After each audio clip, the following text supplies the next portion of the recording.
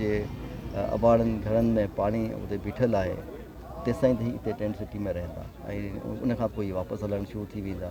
असां उन्हनि खे इनकरेज करियूं पिया त जेकॾहिं हुननि जो उते बहितर हाणे थींदो पियो वञे माहौल त हलिया वञनि। असां उन्हनि खे ट्रांसपोर्टेशन ॾियूं था, सरकारी ज़रियनि सां पैसा ॾियूं था, या वरी जेके असांजा पार्टनर्स आहिनि सिविल सोसाइटी जा ऑर्गेनाइज़ेशन्स आहिनि, मुख़्तलिफ़ फ़र्द आहिनि, उन्हनि सां असां मदद वठी इन्हनि खे रवानो करियूं पिया। हेतिरा माण्हू जेके विया आहिनि इन ई तरीक़े सां वापसि जेके माण्हू नथा हिते रहंदा, जेको जेसिताईं उन्हनि जे घरनि जो हुते पोयां सिलसिलो ठीकु नथो थिए, छो त हुकूमत जी त वॾी सपोर्ट उते आहे। रिहेबिलिटेशन जी सपोर्ट त हुकूमत उते कंदी जिते हिननि जा घर तबाह थिया आहिनि। ही यकीनन उन में इंट्रस्टेड हूंदा त उन्हनि जी रिहेबिलिटेशन में जेका हुकूमत जी इमदाद ईंदी उन में ही हिसो वठनि। इहो पॉसिबल ई न आहे, मुंहिंजो ख़्यालु आहे त को इंसानु इहो सोचींदो ई न त हुनखे हुते इमदाद मिलंदी हुजे वरी हिते वेठो हुजे, इहो पॉसिबल न आहे।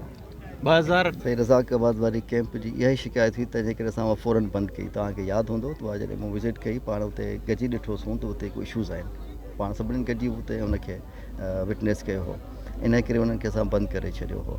सब्सिक्वेंटली जंहिं कैंप में अहिड़े क़िस्म जी शिकायतूं आहिनि त माण्हू उते पाड़े जा होॾां होॾां अची था वञनि ऐं फ़ाइदो वठी वरी हलिया था वञनि। असल में ॻाल्हि इहा आहे त ही जेको बचे थो ग़रीब माण्हू त आहे, पर कंहिंखे इहा इजाज़त न मिलणु खपे त उहो कंहिंजो हक़ु मारे।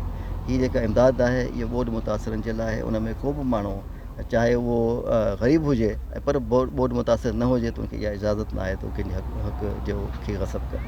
मुंहिंजे नोटिस में हाणे पहिरीं दफ़ो तव्हां विधी आहे, ऐं चेक करे थो वठां त अहिड़ी क़िस्म जी का ॻाल्हि थी आहे त छो थी आहे मूंखे ख़बर न आहे।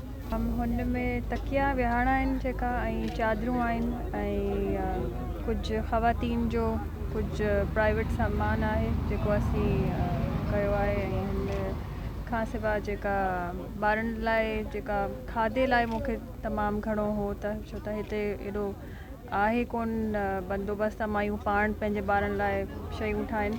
नंढा ॿार आहिनि, उहे मसाला ऐं चांवर बिरयानी नथा खाई सघनि, तंहिंजे करे सेरेलैक जो बंदोबस्तु कयो त मतिलबु ॿारनि लाइ खीर हुजे, जूस हुजे, पाणी हुजे साफ़ु पीअण जो जंहिंमें सेरेलैक ठाहे ॾियनि। कुझु कपिड़ा आहिनि नंढे ॿारनि जा, भाइयुनि जा ऐं माइयुनि जा। इन माना कुझु दवाऊं आहिनि जेको एतिरी घणियूं कोन आहिनि, पर जेतिरो पॉसिबल थियो मूंखां। ऐं पोइ इन करे माइयुनि लाइ सैनिटरी नैपकिन्स घर में ई ठहियल आहिनि, हुनजा बि पैकेट्स आहिनि अलॻि सां, त माइयुनि लाइ ई आहे। पर आउं बैकग्राउंड में कमु करे सघां थी, ऐं जेतिरो करे सघां थी उहा इंशाअल्लाह ताला कंदी आहियां। Thank U.